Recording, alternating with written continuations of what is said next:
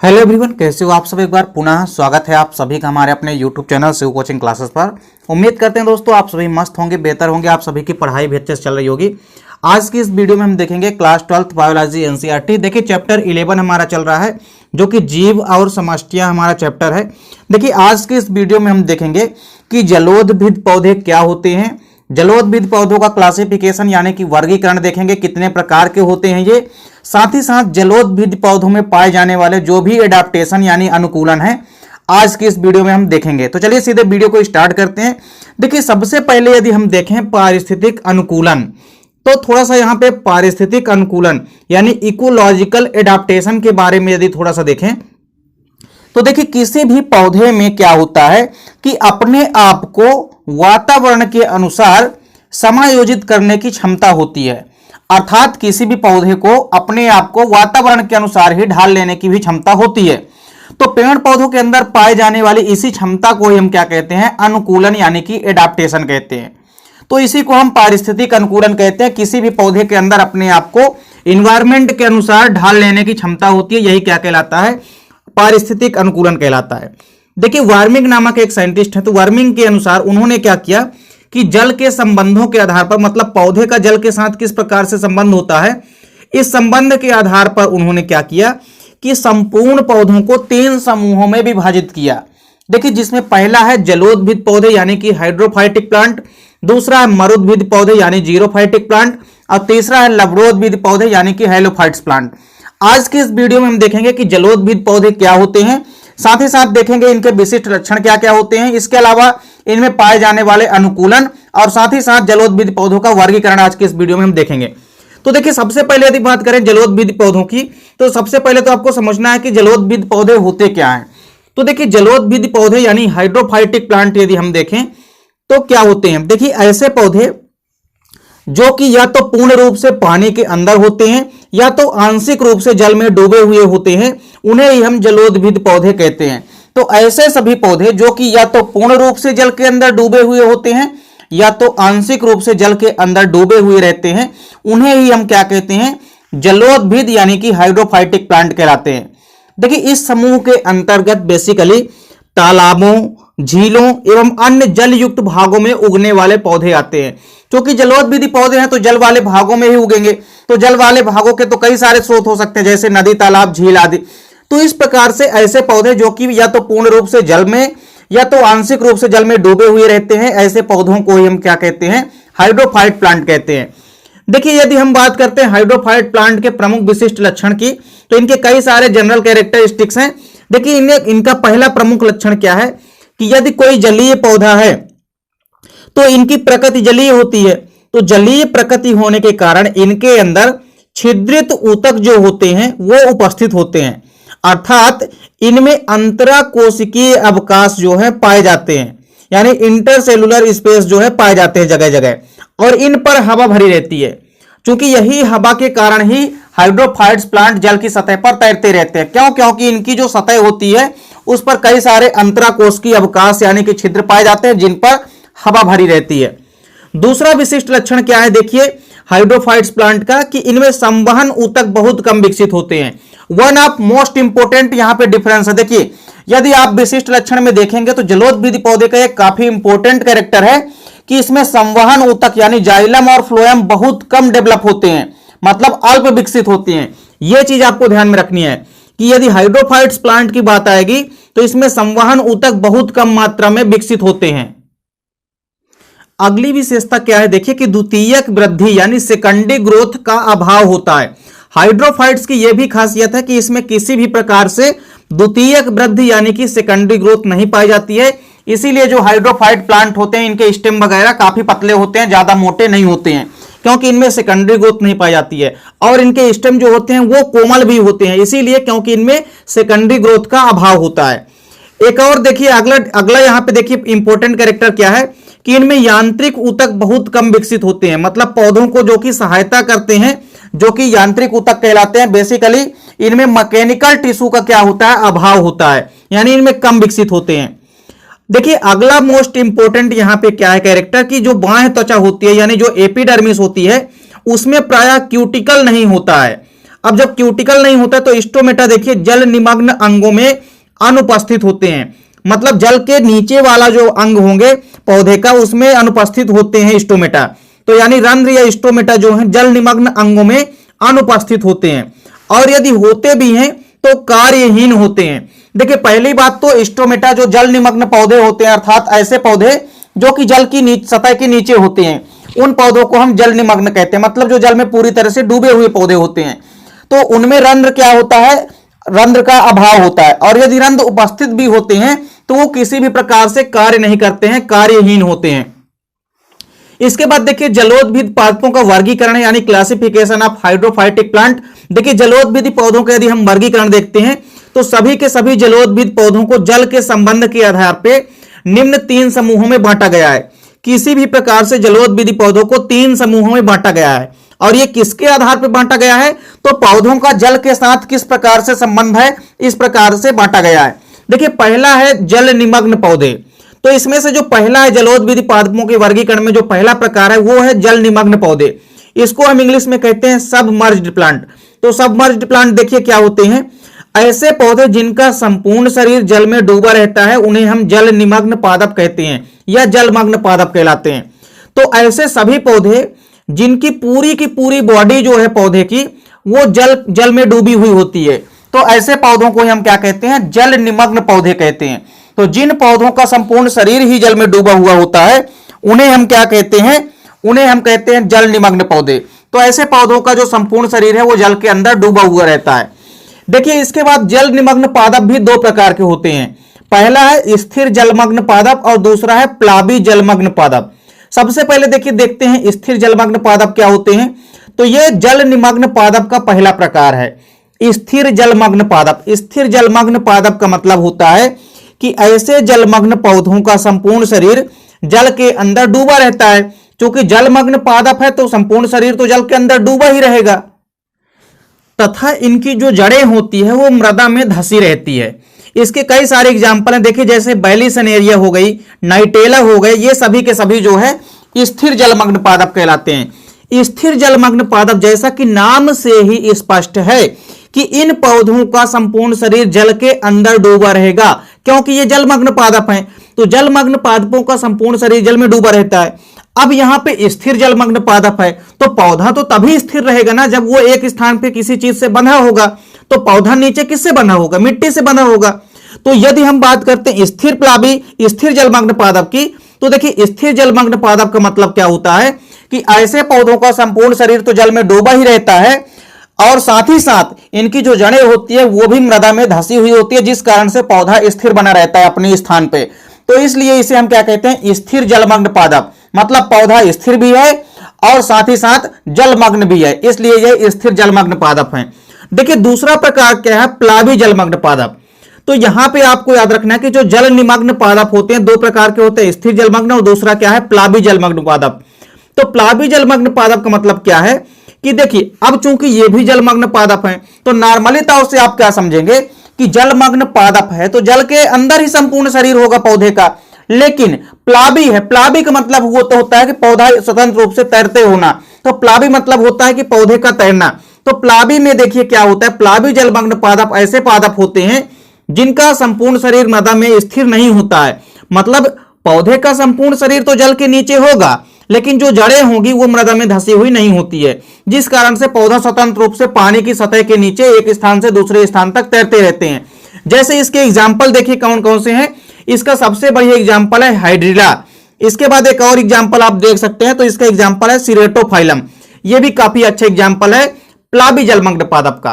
तो स्थिर जलमग्न पादप और प्लाबी जलमग्न पादप आपको समझ में आ गया होगा। स्थिर जलमग्न पादप का मतलब है कि ऐसे पौधे का संपूर्ण शरीर जल के अंदर डूबा हुआ रहेगा, साथ ही साथ जड़ें जो है वो मृदा में धसी हुई होती है, जिस कारण से पौधा अपने स्थान पे स्थिर रहता है। वहीं प्लाबी जलमग्न पादप का मतलब है कि पौधे का संपूर्ण शरीर तो जल के अंदर डूबा हुआ रहेगा, साथ ही साथ स्वतंत्र रूप से जो पौधा है वो पानी की सतह के नीचे एक स्थान से दूसरे स्थान तक तैरते रहते हैं। क्यों? क्योंकि इनकी जड़ें मृदा में धसी हुई नहीं होती हैं, इसलिए पौधा स्वतंत्र रूप से एक स्थान से दूसरे स्थान तक पानी की सतह के नीचे तैरते रहते हैं। देखिए यहां पे आप जलोदभिद पौधों का जो दूसरा प्रकार है वो है प्लाबी पौधे। प्लाबी पौधों को हम कहते हैं फ्लोटिंग प्लांट। तो फ्लोटिंग प्लांट या प्लावी पौधे देखिए क्या होते हैं, तो ऐसे जलीय पौधे जिनके शरीर का कुछ भाग तो जल की सतह के नीचे होता है तथा शेष भाग जल की सतह के बाहर वायु के संपर्क में होता है, उन्हें हम प्लावी पौधे कहलाते हैं। दूसरे शब्दों में आप ये कह सकते हैं कि ऐसे पौधे जिनके शरीर का कुछ भाग जल के नीचे होता है तथा कुछ भाग जल के ऊपर, और साथ ही साथ पौधा जो है तैरता हुआ रहता है, जिस कारण से ये प्लावी पौधे कहलाते हैं। तो प्लावी पौधे पुनः दो प्रकार के होते हैं। देखिए अब प्लावी पौधे भी दो प्रकार के होते हैं, जल निमग्न पौधे भी दो प्रकार के थे, उसके बाद ये प्लावी पौधे भी दो प्रकार के होते हैं। प्लावी पौधों में देखिए जो पहला प्रकार है वो है मुक्त प्लावी, इसको हम स्वतंत्र प्लावी भी कहते हैं।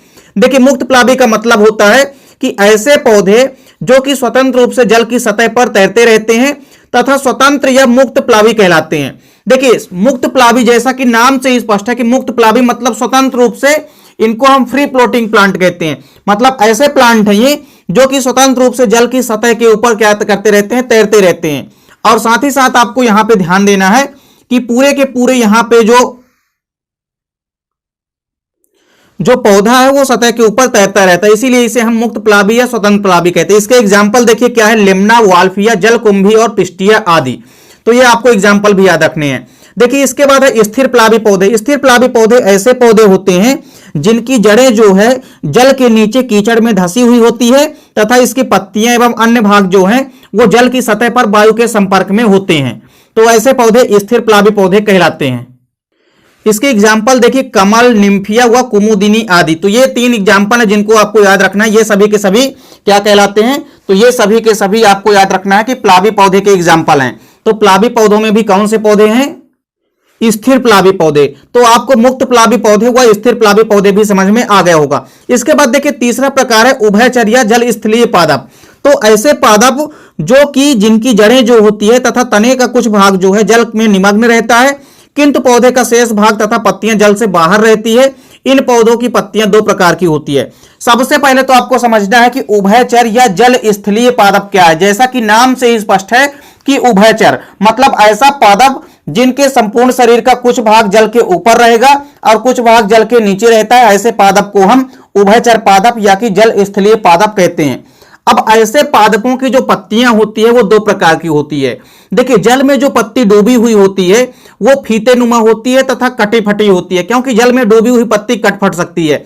और साथ ही साथ जो जल के बाहर वाली पत्ती होती है वो आकार में बड़ी होती है। आप लोग नॉर्मली एग्जाम्पल में भी देख सकते हैं, तालाबों में आप जाकर के ये अनुभव कर सकते हैं, वहां पे आप देख सकते हैं प्रैक्टिकली जाकर के। तो देखिए तालाब में आप जाकर के देख ही सकते हैं। साथ ही साथ आपको याद रखना है कि इनके जो बाहर वाली पत्ती होती है मतलब जल की सतह के ऊपर वाली पत्ती वो लंबी होती है, साथ ही साथ इनके किनारे जो होते हैं वो कटे फटे नहीं होते हैं। तो उभयचर पादपों के आपको एग्जाम्पल याद रखने हैं। पहला है रेननकुलस, दूसरा है सजिटेरिया आदि। इसके बाद देखिए जलोदविधि पौधों में अनुकूलन देखते हैं।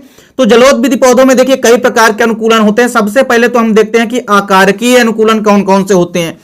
देखिए कई बार आपके एग्जाम में पूछा जाता है कि जलोदविधि पौधों में पाए जाने वाले आकारकीय अनुकूलन, शारीरिकीय अनुकूलन और प्रकार्यात्मक अनुकूलन, तीनों अनुकूलन आपको समझना है। यहाँ पे सबसे पहले आकारकीय अनुकूलन देखते हैं। तो देखिए पहला अनुकूलन क्या है कि कीचड़ में उगने वाले पौधों को छोड़ करके अन्य सभी जलीय पादप जो होते हैं उनमें मूल रोम अनुपस्थित होते हैं। ये काफी इंपॉर्टेंट है। मूल रोम जो है अनुपस्थित होते हैं। जो कीचड़ में उगने वाले पौधे होते हैं उनमें छोड़ दिया जाए तो बाकी सभी जो जलीय पौधे होते हैं इनमें मूल रोम क्या होते हैं, अनुपस्थित होते हैं। दूसरा अनुकूलन क्या है, देखिए कि कुछ पौधे जैसे कि इक्वार्निया हो गई यानी कि जलकुंभी, इसके बाद ट्रापा यानी सिंघाड़ा जिसको आप कहते हैं, इसके अलावा पिस्टिया आदि, इनकी जड़ों में मूल टोप का अभाव होता है। तो मूल टोप का अभाव होता है जिस कारण से ये सुरक्षा से बचाते थे। तो मूल टोप यदि होता तो मूल टोप जड़ों को सुरक्षा से बचाता है, इसलिए इनमें क्या होता है, मूल टोप का अभाव होता है। यह चीज आपको याद रखना है। तीसरा अनुकूलन क्या है, देखिए कि जो जलमग्न पादप होते हैं, जलमग्न पादप जैसे कि हाइड्रिला हो गया आदि में जो तना होता है वो लंबा होता है, पतला होता है एवं लचीला होता है। यह चीज आपको याद रखना है। इसके बाद देखिए लंबा, पतला व लचीला होने का मतलब क्या है, हाइड्रिला में तना लंबा होता है, पतला होता है, लचीला होता है, इसीलिए तो हाइड्रिला एक स्थान से दूसरे स्थान तक स्वतंत्र रूप से पानी की सतह के नीचे तैरता रहता है।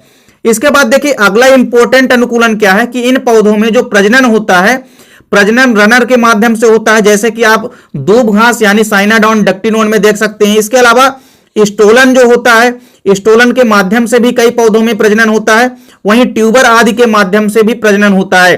तो ये भी सभी के सभी आकार की अनुकूलन के एग्जाम्पल हैं।